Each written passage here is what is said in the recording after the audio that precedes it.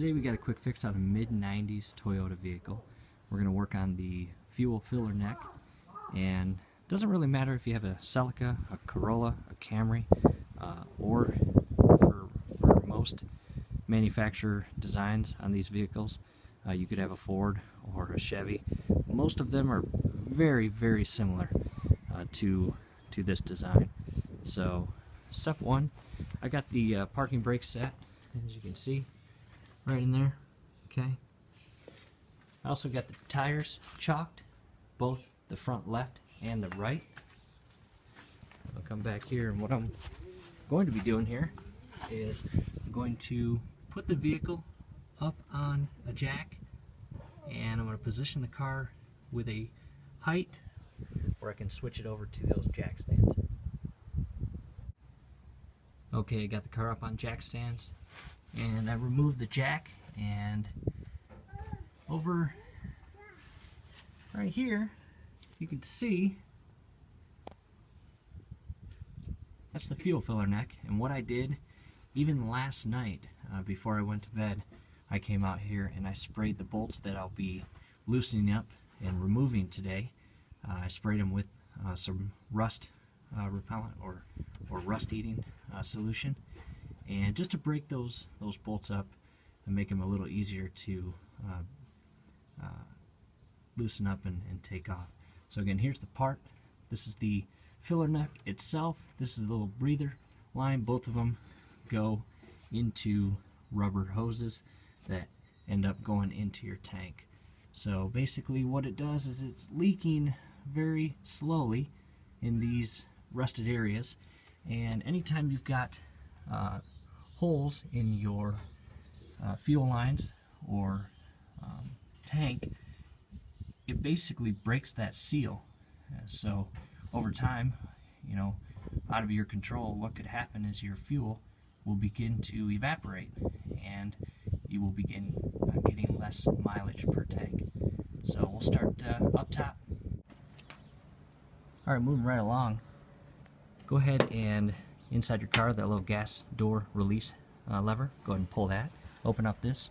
You're going to see 4 Phillips screws, 2 on the top, 2 on the bottom, and if you can see right inside there, there's a 14mm nut, and just go ahead and grab a socket or a wrench. Again, your vehicle may be a different size, but this, you know, most mid-90s vehicles are a 14mm nut. We'll go ahead and pop all those off. Alright, top Phillips screws are out, and that little 14mm nut is gone. Next thing, go ahead and pull out or loosen up and pull this gas cap off, and this whole housing right here, you're going to be able to just pop right out. Okay, once you get that housing portion off and you take off that gas cap, what I would do is I recommend kind of getting a quick look and an idea or an overview of how this filler neck is positioned before you take it off. You'll notice on the 11 o'clock position up here, you've got the breather tube that feeds off it. So again, just situational awareness as you put the new one in. You want to know how it's going to be positioned.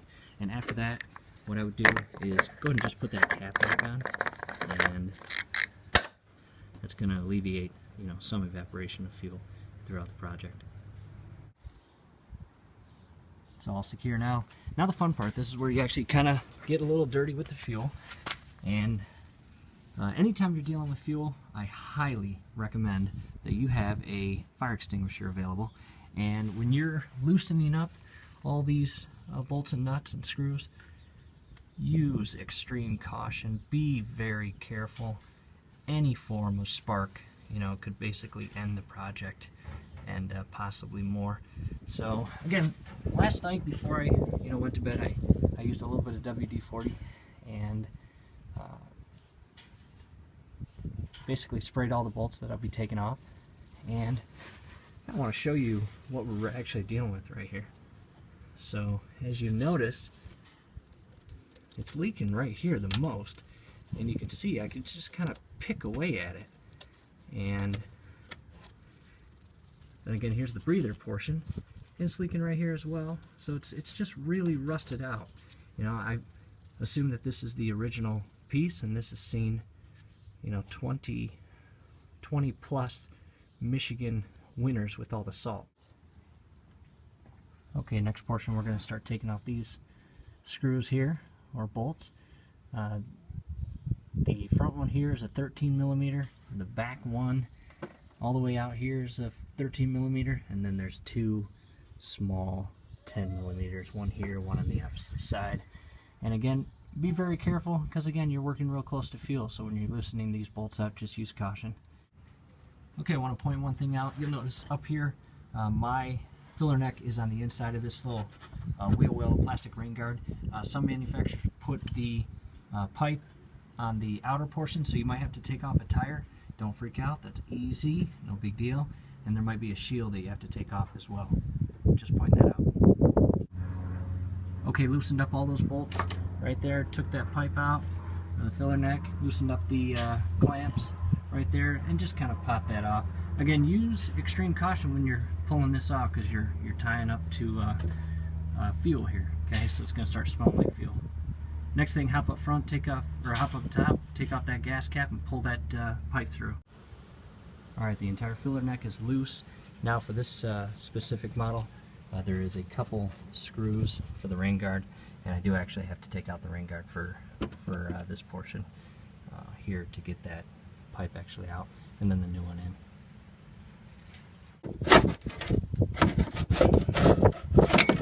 Okay, there she is. Right there. Okay, and here is the new part. This is the filler neck. Ordered it offline. Really good price. It was $49. And hey, Logan, say hi.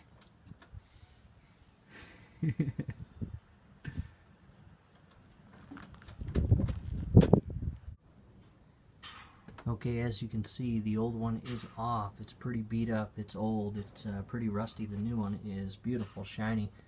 And you know, credit to, you know, Toyota.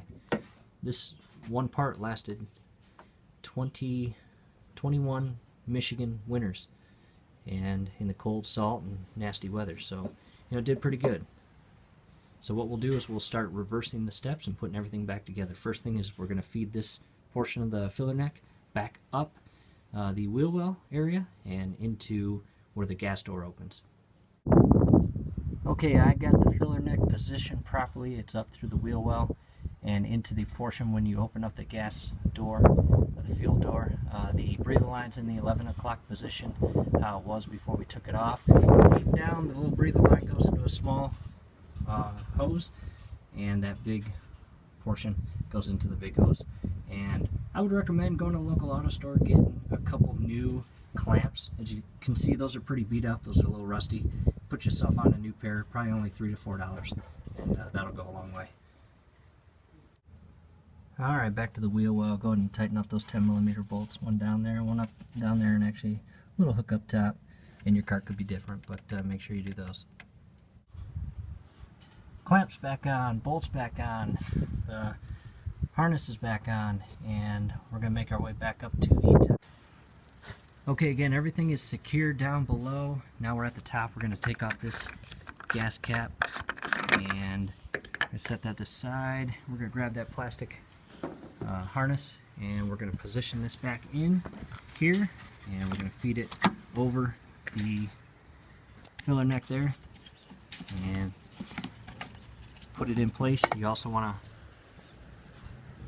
put the locking mechanism that the door locks on back through that hole, and we'll start putting that 14 millimeter bolt back on and those 4 Phillips screws.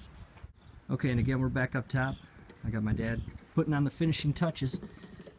Put in the 4 Phillips screws, put in that 14 millimeter. Alright, we've got everything back together, secure.